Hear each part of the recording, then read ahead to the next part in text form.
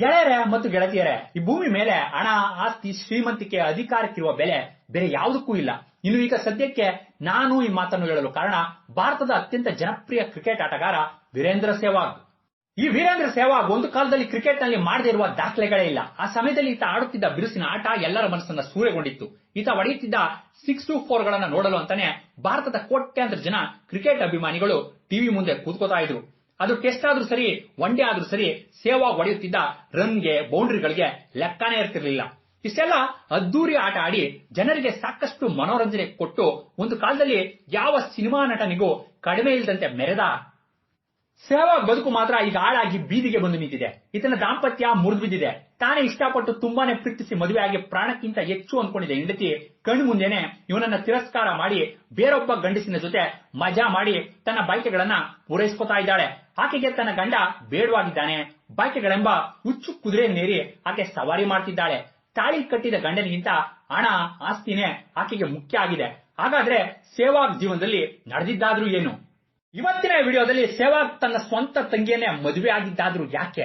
ಸೆಹ್ವಾಗ್ ತಂದೆ ಸೆಹ್ವಾಗ್ಗೆ ಇನ್ನು ಮುಂದೆ ಯಾವುದೇ ಕಾರಣಕ್ಕೂ ಕ್ರಿಕೆಟ್ ಆಡಬೇಡ ಎಂದು ಹೇಳಲು ಕಾರಣ ಏನು? ಭಾರತದ ಅತ್ಯಂತ ಜನಪ್ರಿಯ ಟಿವಿ ನಟಿ ಸಾಕ್ಷಿ ತನ್ವಾರ್ ಜೊತೆ ಆ ರಾತ್ರಿ ಸೆಹ್ವಾಗ್ ಮಾಡಿದ್ದಾದ್ರೂ ಏನು? ಬಿಸಿಸಿಐ ಪ್ರೆಸಿಡೆಂಟ್ ಮಿಥುನ್ ಮನಾಸ್ ಜೊತೆ ಸೆಹ್ವಾಗ್ ಹೆಂಡತಿ ಆಡುತ್ತಿದ್ದ ಚಕ್ಕಂದದ ಹಸಿಬಿಸಿ ಆಟ ಆಚೆ ಬಂದಿದ್ದಾದ್ರೂ ಹೇಗೆ? ಹಣ, ಆಸ್ತಿಗಾಗಿ ಸೆಹ್ವಾಗ್ ಹೆಂಡತಿ ಗಂಡನಿಗೆ ಮೋಸ ಮಾಡಿಬಿಟ್ಲ ಎಂಬ ಎಲ್ಲ ರೋಚಕ, ಕುತೂಹಲಭರಿತ, ಆಸಕ್ತಿದಾಯಕ ಮಾಹಿತಿಗಳನ್ನ ಇವತ್ತಿನ ಈ ವಿಡಿಯೋದಲ್ಲಿ ನೋಡೋಣ. ಇವತ್ತಿನ ಈ ವಿಡಿಯೋನ ಆರಂಭಿಸುವ ಮುಂಚೆ ದಯವಿಟ್ಟು ಚಾನೆಲ್ ಅನ್ನ ಸಬ್ಸ್ಕ್ರೈಬ್ ಮಾಡ್ಕೊಳ್ಳಿ ಮತ್ತು ಪಕ್ಕದಲ್ಲಿ ಕಾಣುವಂತಹ ಬೆಲ್ ಬಟನ್ ಅಂದ್ರೆ ಗಂಟೆ ಚಿಹ್ನೆಯನ್ನ ಒತ್ತಿ. ಆಗ ನಿಮಗೆ ಎಲ್ಲಾ ವಿಡಿಯೋಗಳು ಸಿಗುತ್ತವೆ. ವಿಡಿಯೋನ ಲೈಕ್ ಮಾಡಿ. ವೀರೇಂದ್ರ ಸೆಹ್ವಾಗ್ ಅಲಿಯಾಸ್ ವೀರು ಹುಟ್ಟಿದ್ದು 1978 ಇಸ್ವಿ ಅಕ್ಟೋಬರ್ 20ನೇ ತಾರೀಕು ದೆಹಲಿಯ ನಜಾಬ್ಗಢದ ಒಂದು ಮಧ್ಯತರಗತಿಯ ಕುಟುಂಬದಲ್ಲಿ. ತಂದೆ ಕೃಷ್ಣ, ತಾಯಿ ಕೃಷ್ಣ ಸೆಹ್ವಾಗ್. ಇನ್ನು ಸೆಹ್ವಾಗ್ಗೆ ಮಂಜು ಮತ್ತು ಅಂಜು ಎಂಬ ಇಬ್ಬರು ಅಕ್ಕಂದಿರು, ವಿನೋದ್ ಎಂಬ ಒಬ್ಬ ತಮ್ಮ ಕೂಡ ಇದ್ದಾನೆ. ಇನ್ನು ಇವರ ತಂದೆ ಹರಿಯಾಣಗೆ ಸೇರಿದವರಾಗಿದ್ದು ಅಲ್ಲಿ ಬೆಳೆಯುವಂತಹ ಹಣ್ಣು ಮತ್ತು ತರಕಾರಿಗಳನ್ನ ಸಿಟಿಗೆ ತೆಗೆದುಕೊಂಡು ಬಂದು ಮಾರಿ ಅದರಲ್ಲಿ ಬಂದ ಹಣದಿಂದ ಜೀವನ ಸಾಗಿಸುತ್ತಾ ಈ ಹಣದಿಂದನೇ ದೆಹಲಿಯಲ್ಲಿ ಒಂದು ಸ್ವಂತ ಮನೆಯನ್ನ ಕೂಡ ತೆಗೆದುಕೊಂಡು ಅಲ್ಲೇ ಕುಟುಂಬದವರ ಜೊತೆ ಹೋಗಿ ಸೆಟಲ್ ಆದ್ರು. ಇದು ಹೀಗೆ ಇದ್ರೆ ಸೆಹ್ವಾಗ್ ವಿದ್ಯಾಭ್ಯಾಸ ನಡೆದಿದ್ದು ದೆಹಲಿಯ ಅರೋರಾ ವಿದ್ಯಾಶಾಲೆಯಲ್ಲಿ. ಓದಿನಲ್ಲಿ ಅಷ್ಟಕ್ಕಷ್ಟೇ ಆಗಿದ್ದ ಸೆಹ್ವಾಗ್ ಚಿಕ್ಕ ವಯಸ್ಸಿನಿಂದ ಸಚಿನ್ ಕ್ರಿಕೆಟ್ ಆಡುವುದನ್ನೇ ನೋಡುತ್ತಾ ಸಚಿನ್ ಆಟಕ್ಕೆ ಇಂಪ್ರೆಸ್ ಆಗಿ ಅವ್ರ ತರಹನೇ ನಾನು ದೊಡ್ಡ ಕ್ರಿಕೆಟರ್ ಆಗ್ಬೇಕು ಅಂತ ಪ್ರಾಕ್ಟೀಸ್ ಮಾಡ್ತಾ ಇದ್ರು. ಈ ಸಮಯದಲ್ಲೇ ಸೆಹ್ವಾಗ್ ಅವರ ದೊಡ್ಡಪ್ಪನ ಮಗನಿಗೆ ಮದುವೆ ಮಾಡ್ಬೇಕು ಅಂತ ಡಿಸೈಡ್ ಆಗಿ ಹುಡುಗಿ ಹುಡುಕ್ತಿರ್ಬೇಕಾದ್ರೆ ರಿಯಾ ಅಲಾವತ್ ಎಂಬ ಹುಡುಗಿ ಅವನಿಗೆ ಬಹಳ ಇಷ್ಟ ಆಗಿ ಅವಳ ಜೊತೆಗೆ ಅವನಿಗೆ ಮದುವೆ ಕೂಡ ಫಿಕ್ಸ್ ಮಾಡಿದ್ರು. ಆಗ ಮದುವೆಯಲ್ಲಿ ಸೆಹ್ವಾಗ್ ರಿಯಾಳ ಸಹೋದರ ಸಂಬಂಧಿಯಾದ ಆರ್ತಿ ಅಲಾವತ್ ನ ನೋಡಿ ಇವನಿಗೆ ಆರ್ತಿಯ ಅಂದ ಚಂದ ಬಹಳ ಇಷ್ಟ ಆಗಿ ಆಕೆ ಜೊತೆ ಪ್ರೀತಿಯಲ್ಲಿ ಬಿದ್ದು ಅದನ್ನ ಯಾರಿಗೂ ಹೇಳಿಕೊಳ್ಳದೆ ಮನಸ್ಸಿನಲ್ಲೇ ಅದನ್ನ ಇಟ್ಕೊಂಡು ಆಕೆಯನ್ನ ಪ್ರೀತಿಸಲು ಆರಂಭಿಸಿದ್ದ. ಕಾರಣ ಆರ್ತಿ ಸೆಹ್ವಾಗ್ಗೆ ಸಂಬಂಧದಲ್ಲಿ ತಂಗಿಯಾಗಬೇಕಿತ್ತು. ಆದ್ದರಿಂದ ಮನೆಯವರು ಇವರಿಬ್ಬರ ಸಂಬಂಧಕ್ಕೆ ಒಪ್ಪಿಕೊಳ್ಳಲ್ಲ ಅಂತ ಸೆಹ್ವಾಗ್ ಅದನ್ನ ಯಾರ ಮುಂದೇನು ಹೇಳ್ಕೊಳ್ಳದೆ ಆಕೆ ಜೊತೆ ಒಳ್ಳೆಯ ಫ್ರೆಂಡ್ಶಿಪ್ ನ ಕಂಟಿನ್ಯೂ ಮಾಡುತ್ತಾ ಅವಳ ಜೊತೆ ಕ್ಲೋಸ್ ಆಗಿದ್ರು. ಇದು ಈ ರೀತಿಯಲ್ಲಿ ಇರಬೇಕಾದ್ರೇನೆ ಸೆಹ್ವಾಗ್ ಕ್ರಿಕೆಟ್ ಪ್ರಾಕ್ಟೀಸ್ ಮಾಡುತ್ತಿರುವ ಸಂದರ್ಭದಲ್ಲಿ ಬಾಲು ಸೆಹ್ವಾಗ್ ಮುಖಕ್ಕೆ ತಗಲಿ ಸೆಹ್ವಾಗ್ ಮುಖದ ಮುಂದೆ ಇರುವಂತಹ ಹಲ್ಲುಗಳು ಮುರಿದ್ಬಿದ್ವೋ. ಇದರಿಂದ ಸೆಹ್ವಾಗ್ ತಂದೆಗೆ ಬೇಜಾರಾಗಿ ಇನ್ಮೇಲೆ ಈ ರೀತಿ ಕ್ರಿಕೆಟ್ ಆಡೋದನ್ನ ಬಿಟ್ಟು ಓದಿನ ಕಡೆ ಗಮನ ಹರಿಸು ಅಂತ ಹೇಳಿದ್ರಿಂದ ಸೆಹ್ವಾಗ್ಗೆ ಏನ್ ಮಾಡ್ಬೇಕು ಅಂತ ಗೊತ್ತಾಗದ ಪರಿಸ್ಥಿತಿ ನಿರ್ಮಾಣ ಆಗಿತ್ತು. ಈ ಕಾರಣದಿಂದ ತಂದೆ ಆಡಿದ ಮಾತಿಗೆ ಎದುರು ಹೇಳಲಾಗದೆ ಸೆಹ್ವಾಗ್ 1 ವರ್ಷ ಕ್ರಿಕೆಟ್ ನಿಂದ ದೂರ ಆಗಿ ಯಾವಾಗಲೂ ಬೇಸರದಲ್ಲಿ ಇರ್ತಾ ಇದ್ದುದರಿಂದ ಮಗನ ಮನಸ್ಸನ್ನ ಅರ್ಥ ಮಾಡಿಕೊಂಡ ಸೆಹ್ವಾಗ್ ತಾಯಿ ತನ್ನ ಗಂಡನಿಗೆ ಬುದ್ಧಿ ಹೇಳಿದ್ರಿಂದ ಸೆಹ್ವಾಗ್ ತಂದೆ ಇನ್ನೊಂದು ಸಾರಿ ಈ ರೀತಿ ಗಾಯ ಮಾಡ್ಕೊಂಡ್ರೆ ಇನ್ಮೇಲೆ ಯಾವಾಗ್ಲೂ ಕ್ರಿಕೆಟ್ ಆಡಕ್ಕೆ ಬಿಡಲ್ಲ ಅಂತ ಎಚ್ಚರಿಕೆ ಕೊಟ್ಟು ಮತ್ತೆ ಸೆಹ್ವಾಗ್ನ ಕ್ರಿಕೆಟ್ ಪ್ರಾಕ್ಟೀಸ್ಗೆ ಕಳಿಸಿದ್ರು. ಇದರಿಂದ ಸೆಹ್ವಾಗ್ ಆನಂದಕ್ಕಂತೂ ಕೊನೆನೇ ಇರಲಿಲ್ಲ. ಈ ಸಮಯದಲ್ಲೇ ಸೆಹ್ವಾಗ್ ಸ್ಪೋರ್ಟ್ಸ್ ಟೀಚರ್ ಆದ ಶಶಿ ಸೆಹ್ವಾಗ್ ಆಟಕ್ಕೆ, ಇವನ ಟ್ಯಾಲೆಂಟ್ಗೆ ಇಂಪ್ರೆಸ್ ಆಗಿ ಇವನಿಗೆ ವಿಕಾಸಪುರಿಯಲ್ಲಿನ ಗವರ್ಮೆಂಟ್ ಸೆಕೆಂಡರಿ ಸ್ಕೂಲ್ ನಲ್ಲಿ ಜಾಯ್ನ್ ಆಗುವಂತ ಹೇಳಿದ್ರು. ಯಾಕೆಂದ್ರೆ ಅಲ್ಲಿ ಅಮರ್ನಾಥ್ ಶಿರಾ ಎನ್ನುವ ಒಬ್ಬ ಕೋಚ್ ಇದ್ದಾನೆ ಅಂತ. ಅವನ ಕೋಚಿಂಗ್ ನಲ್ಲಿ ಕ್ರಿಕೆಟ್ ಆಡೋರೆಲ್ಲ ಈಗ ಇಂಟರ್ನ್ಯಾಷನಲ್ ಮ್ಯಾಚ್ ನಲ್ಲಿ ಆಡ್ತಿದ್ದಾರೆ ಅಂತ ಹೇಳಿದ್ರಿಂದ ಸೆಹ್ವಾಗ್ ಇಮಿಡಿಯೇಟ್ ಆಗಿ ಆ ಗವರ್ಮೆಂಟ್ ಸ್ಕೂಲ್ ನಲ್ಲಿ ಜಾಯ್ನ್ ಆಗಿ ಅಲ್ಲಿ ಎಜುಕೇಶನ್ ಅನ್ನ ಮುಗಿಸಿ ಅನಂತರ ಡೆಲ್ಲಿಯಲ್ಲಿನ ಜಾಮಿಯಾ ಇಸ್ಲಾಮಿಯಾ ಕಾಲೇಜಿನಲ್ಲಿ BSc ಓದುತ್ತಿರಬೇಕಾದ್ರೆ ಸೆಹ್ವಾಗ್ಗೆ ಆರ್ತಿ ತುಂಬಾನೇ ಕ್ಲೋಸ್ ಆಗಿ ಆಕೆ ಜೊತೆ ಸಿಕ್ಕ ಕಡೆ ತಿರುಗಾಡಲು ಆರಂಭಿಸಿ ಎಂಜಾಯ್ ಮಾಡ್ತಿದ್ರು. ಕೂಡ ಇವರಿಬ್ರು ಸಂಬಂಧದಲ್ಲಿ ಅಣ್ಣ ತಂಗಿ ಆಗಿದ್ದರಿಂದ ಇವರ ಬಗ್ಗೆ ಯಾರು ತಲೆಯನ್ನೇ ಕೆಡಿಸಿಕೊಂಡಿರಲಿಲ್ಲ. ಆದ್ರೆ ಈ ಕಡೆ ಸೆಹ್ವಾಗ್ಗೆ ಜೀವನದ ಮೇಲೆ ಜವಾಬ್ದಾರಿ ಅನ್ನೋದು ಬಂದು ಹೇಗಾದ್ರೂ ಅಂಡರ್-19 ಕ್ರಿಕೆಟ್ ಮ್ಯಾಚ್ ಗೆ ಸೆಲೆಕ್ಟ್ ಆದ್ರೆ ಸುಲಭವಾಗಿ ಇಂಡಿಯನ್ ಕ್ರಿಕೆಟ್ ಟೀಮ್ ಗೆ ಸೆಲೆಕ್ಟ್ ಆಗಬಹುದು.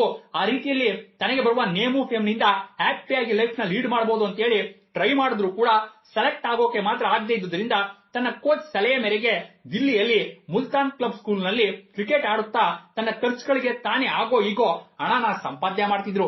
ಇನ್ನು ಈ ರೀತಿ ಸೆಹ್ವಾಗ್ ಅಂಡರ್-19 ಸೆಲೆಕ್ಷನ್ ನಲ್ಲಿ ಎಷ್ಟೇ ಸಾರಿ ಆಡಿದ್ರು ತನ್ನ ಪೂರ್ ಪರ್ಫಾರ್ಮೆನ್ಸ್ ಕಾರಣದಿಂದ ಸೆಲೆಕ್ಟ್ ಆಗೋಕೆ ಮಾತ್ರ ಆಗದೆ ಕ್ರಿಕೆಟ್ ಆಡುವುದನ್ನೇ ಬಿಟ್ಟು ಅವರ ತಂದೆ ಹೇಳಿದ ರೀತಿಯಲ್ಲಿ ತನ್ನ ಎಜುಕೇಶನ್ ನ ಪೂರ್ತಿ ಮಾಡಿ ಒಂದು ಜಾಬ್ ನಲ್ಲಿ ಜಾಯ್ನ್ ಆಗ್ಬೇಕು ಅಂತ ಡಿಸೈಡ್ ಆದ್ರು. ಆದ್ರೆ ಅದಾಗ್ಲೇ ಸತೀಶ್ ಶರ್ಮಾ ಅನ್ನುವ ಸೆಲೆಕ್ಟರ್ ಒಂದು ಸಾರಿ ಮುಲ್ತಾನ್ ಕ್ಲಬ್ ಪರವಾಗಿ ಸೆಹ್ವಾಗ್ ಆಡಿದ ಆಟ ನೋಡಿ ಇವನ ಆಟಕ್ಕೆ ಇಂಪ್ರೆಸ್ ಆಗಿ ಇವನನ್ನ 1997ನೇ ಇಸ್ವಿಯಲ್ಲಿ ದಿಲ್ಲಿ ಕ್ರಿಕೆಟ್ ಟೀಮ್ ನಲ್ಲಿ ಸೆಲೆಕ್ಟ್ ಮಾಡಿಕೊಂಡ್ರು.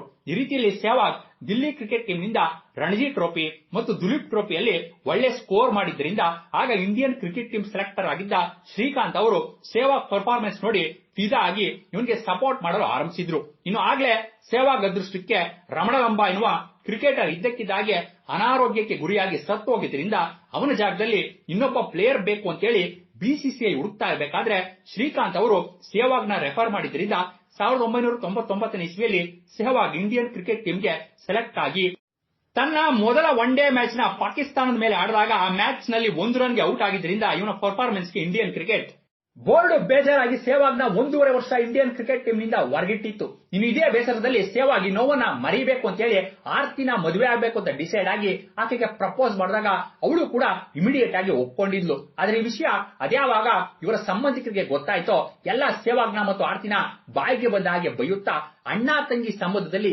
ಯಾವ ಮದುವೆ ಅಂತ ವಿರೋಧಿಸಿದ್ರು ಕೂಡ ಸೆಹ್ವಾಗ್ ಮಾತ್ರ ನಾನು ಮದುವೆ ಅಂತ ಆದ್ರೆ ಅದು ಆರ್ತಿನೇ ಇಲ್ಲ ಮದುವೆನೇ ಆಗದೆ ಇರ್ತೀನಿ ಅಂತ ಹೇಳಿ ಒಂಟಿಯಾಗಿ ಬೇರೆ ಕಡೆ ಮನೆ ಮಾಡಿ ಒಬ್ಬರೇ ಜೀವನ ನಡೆಸಲು ಆರಂಭಿಸಿ ಯಾವತ್ತಾದ್ರೂ ಒಂದು ದಿನ ಎಲ್ಲ ನಮ್ಮ ಮದುವೆಗೆ ಒಪ್ಕೊಳ್ತಾರೆ ಅಂತ ಆಸೆಯಿಂದ ಇದ್ರು. ಆಗ್ಲೇ ಸೆಹ್ವಾಗ್ ನ ಆಸ್ಟ್ರೇಲಿಯಾ ಮೇಲೆ ನಡೆದ ಒನ್ ಡೇ ಮ್ಯಾಚ್ ಗೆ ಸೆಲೆಕ್ಟ್ ಮಾಡಿದಾಗ ಆ ಮ್ಯಾಚ್ ನಲ್ಲಿ ಸೆಹ್ವಾಗ್ 54 ಬಾಲ್ಸ್ ಗೆ 58 ರನ್ ಹೊಡೆಯುವುದರ ಜೊತೆಗೆ 3 ವಿಕೆಟ್ ಕೂಡ ತೆಗೆದುಕೊಂಡು ಮ್ಯಾನ್ ಆಫ್ ದಿ ಮ್ಯಾಚ್ ಆಗಿದ್ದರಿಂದ ಆಗಿನಿಂದ ಸೆಹ್ವಾಗ್ ಆಲ್ ರೌಂಡರ್ ಆಗಿ ಗುರುತಿಸಿಕೊಂಡ್ರು.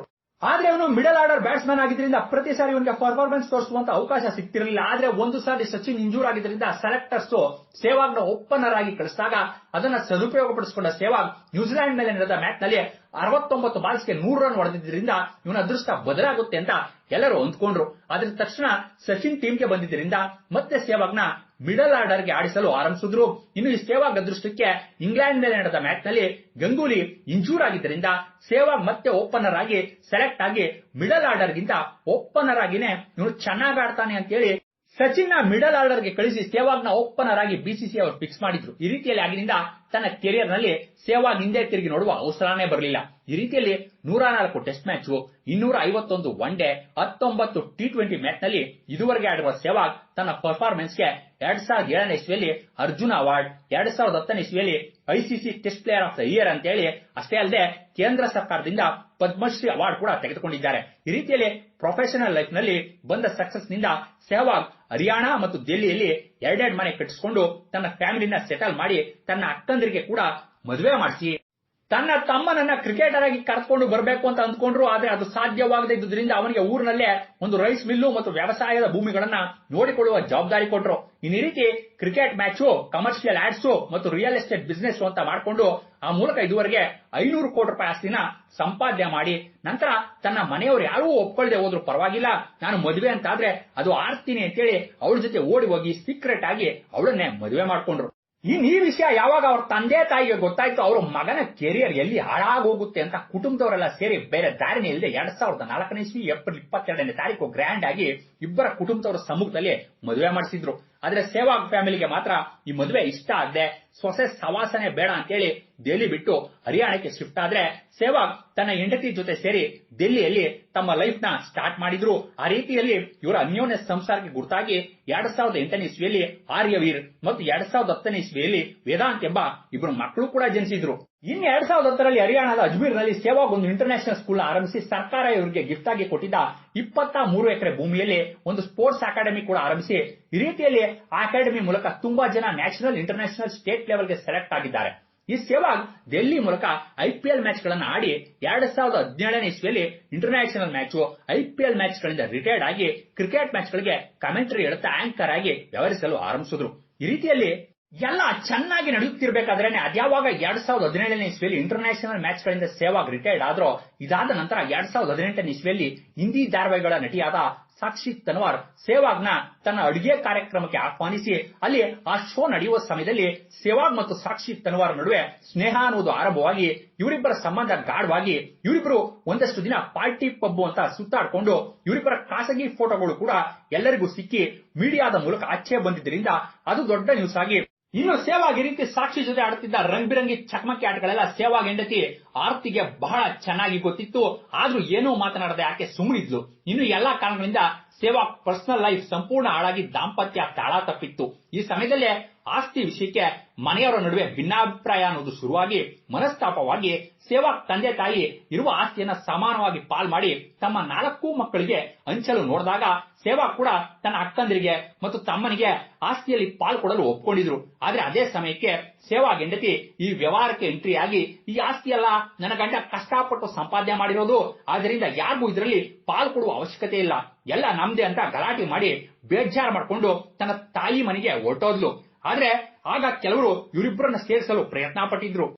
ಆಗ್ಲೂ ಈಕೆ ಯಾವುದಕ್ಕೂ ಬೆಲೆ ಕೊಡದೆ ಗಂಡನಿಗಿಂತ ಆಸ್ತಿನೇ ಮುಖ್ಯ ಅಂತ ವಾದ ಮಾಡಲು ಆರಂಭ ಮಾಡಿದ್ಲು. ಆದ್ರೆ ಸೆಹ್ವಾಗ್ ಮಾತ್ರ ಇವಳು ಹೇಳಿದ ಹಾಗೆ ಕೇಳಲು ಒಪ್ಕೊಂಡಿರಲಿಲ್ಲ. ಇದರಿಂದ ಬೇಜಾರಾದ ಆರ್ತಿ ಈ ಸೆಹ್ವಾಗ್ನ ನಂಬ್ಕೊಂಡಿದ್ರೆ ಆಗಲ್ಲ, ಇವನು ಯಾವುದಕ್ಕೂ ಪ್ರಯೋಜನ ಇಲ್ಲ ಅಂತ ಕಟ್ಟಿಕೊಂಡ ಹೆಂಡತಿಗೆ ಒಳ್ಳೆ ಗಂಡ ಆಗ್ಲಿಲ್ಲ, ಮಕ್ಕಳಿಗೆ ಒಳ್ಳೆ ತಂದೆ ಆಗ್ಲಿಲ್ಲ, ನನ್ನ ಜೀವನನ ನಾನೇ ನೋಡ್ಕೋಬೇಕು ಎಂಬ ನಿರ್ಧಾರಕ್ಕೆ ಬಂದು ತನ್ನ ಹಳೆಯ ಸ್ನೇಹಿತನಾದ ಮತ್ತು ಈಗ ಬಿಸಿಸಿಐನ ಪ್ರೆಸಿಡೆಂಟ್ ಆಗಿರುವ ಮಿಥುನ್ ಮನಾಸ್ಗೆ ಹತ್ರ ಆಗಿ ಅದರ ಜೊತೆ ಪಬ್ಬು ಪಾರ್ಟಿ ಅಂತ ಸುತ್ತಾಡುತ್ತಾ ರಾತ್ರಿ ಹಗಲು ಅನ್ನದೆ ಅವನ್ನ ಭೇಟಿ ಮಾಡುತ್ತಾ ಕಣ್ಣಾ ಮುಚ್ಚಾಲೆ ಆಡಲು ಆರಂಭಿಸಿ ಫಾರಿನ್ ಟೂರು ವೆಕೇಶನ್ ಅಂತ ಹೋಗ್ತಾ ಇದ್ರಿಂದ ಈ ವಿಷಯ ಮಾಧ್ಯಮದವರಿಗೆಲ್ಲ ಗೊತ್ತಾಗಿ ಅದು ದೊಡ್ಡ ಸುದ್ದಿನೇ ಆಗಿ ನಂತರ ಸೆಹ್ವಾಗ್ಗೆ ಕೂಡ ಈ ವಿಷಯ ತಿಳಿದಿತ್ತು. ಆದ್ರೆ ಆರ್ತಿ ಮಾತ್ರ ಇದ್ರ ಬಗ್ಗೆ ಎಲ್ಲ ತಲೆಯನ್ನೇ ಕೆಡಿಸಿಕೊಳ್ಳದೆ ನನ್ನ ಜೀವನ ನನ್ನಿಷ್ಟ ಅಂತ ತೀರ್ಮಾನ ಮಾಡಿ ಸೆಹ್ವಾಗ್ನ ತನ್ನ ಇನ್ಸ್ಟಾಗ್ರಾಮ್ ಅಕೌಂಟ್ ನಿಂದ ಅನ್ಫಾಲೋ ಮಾಡಿ ಆತನಿಂದ ದೂರ ಆಗಿ ಆತನಿಗೆ ಡೈವರ್ಸ್ ಕೊಡಲು ತೀರ್ಮಾನ ಮಾಡಿದ್ಲು. ಇದರಿಂದ ಕೋರ್ಟು ಮಕ್ಕಳಿಗಾದ್ರೂ ಸಮಸ್ಯೆ ಬಗೆಹರಿಸಿಕೊಳ್ಳಲು ಪ್ರಯತ್ನಿಸಿ ಅಂತ ಹೇಳಿದ್ರು ಕೇಳದೆ ತನ್ನ ಪ್ರೇಮಿ ಮಿಥುನ್ ಮನ್ನಾಸ್ ಮನೆ ಹತ್ರನೇ ಒಂದು ಮನೆಯನ್ನ ಪರ್ಚೇಸ್ ಮಾಡಿ ಅವನ ಜೊತೆ ಮಜಾ ಮಾಡಲು ಆರಂಭ ಮಾಡಿದ್ಲು. ಇನ್ನು ಈ ಮಿಥುನ್ ಮನ್ನಾಸ್ ಏನ್ ಕಡಿಮೆ ಇಲ್ಲ, ಈತನಿಗೂ ಅದಾಗ್ಲೇ ದಿವ್ಯಾ ಎಂಬ ಹುಡುಗಿ ಜೊತೆ ಮದುವೆಯಾಗಿ 2 ಮಕ್ಕಳಿವೆ. ಆದ್ರೆ ಈ ರೀತಿ ಮದುವೆಯಾಗಿ ಮಕ್ಕಳಿದ್ರು ಆತನಿಗೆ ಯಾವುದ್ರ ಬಗ್ಗೆನೂ ಚಿಂತೆನೇ ಇಲ್ಲ. ಯಾಕೆಂದ್ರೆ ಸೆಹ್ವಾಗ್ ಹೆಂಡತಿಯ ಅಂದ ಚಂದ ಅವನ ತಲೆ ಕೆಡಿಸಿದೆ. ಅವಳೇ ಗಂಡನ್ನ ಬಿಟ್ಟು ಬರಲು ತಯಾರಾದ ಮೇಲೆ ಪಾಪ ಅವನಾದ್ರೂ ಏನ್ ಮಾಡಕ್ಕಾಗುತ್ತೆ, ಎಲ್ಲರಿಗೂ ಸುಖ ಬೇಕು ಅಷ್ಟೇ. ಈ ವಿಷಯ ಸೆಹ್ವಾಗ್ಗೆ ಗೊತ್ತಿದ್ರು ಆತನದು ಏನೂ ಮಾಡಲಾಗದ ಪರಿಸ್ಥಿತಿ. ಜೊತೆಗೆ ಎಲ್ಲ ಕೈ ಮೀರಿ ಹೋಗಿರುವುದರಿಂದ ಸೆಹ್ವಾಗ್ ಈಗ ತನ್ನ ಹಳೆ ಗೆಳತಿ ಸಾಕ್ಷಿಗೆ ಹತ್ರ ಆಗಿ ತನ್ನ ಹೆಂಡತಿ ಮಾಡಿದ ಮೋಸದ ನೋವನ್ನ ಮರೆಯುತ್ತಾ ಇದ್ದಾರೆ. ಅದಕ್ಕೆ ಹೇಳೋದು, ಈ ಭೂಮಿ ಮೇಲೆ ಹಣ ಆಸ್ತಿ ಶ್ರೀಮಂತಿಕೆಗೆ ಇರುವ ಬೆಲೆ ಯಾವುದಕ್ಕೂ ಇಲ್ಲ. ಕಟ್ಕೊಂಡಿರುವ ಹೆಂಡತಿಗಿಂತ ತಾಳಿ ಕಟ್ಟಿದ ಗಂಡನಿಗಿಂತ ಹಣಕ್ಕೆ ಬೆಲೆ ಅದೇ ಮುಖ್ಯ, ಅದು ಎಲ್ಲರಿಗಿಂತ ಎಲ್ಲಕ್ಕಿಂತ ಹೆಚ್ಚು ಅಂತ. ಇನ್ನು ಇಂತಹ ಸೆಹ್ವಾಗ್ ಮತ್ತು ಆತನ ಹೆಂಡತಿ ಆತನಿಗೆ ಮಾಡಿದ ಮೋಸದ ಬಗ್ಗೆ ನಿಮ್ಮ ಅಭಿಪ್ರಾಯಗಳನ್ನ ಕಮೆಂಟ್ ರೂಪದಲ್ಲಿ ತಿಳಿಸಿ ಅಂತ ಹೇಳುತ್ತಾ ದಯವಿಟ್ಟು ಚಾನಲ್ ಅನ್ನ ಸಬ್ಸ್ಕ್ರೈಬ್ ಮಾಡ್ಕೊಳ್ಳಿ ಮತ್ತು ವಿಡಿಯೋನ ಲೈಕ್ ಮಾಡಿ. ಧನ್ಯವಾದಗಳು.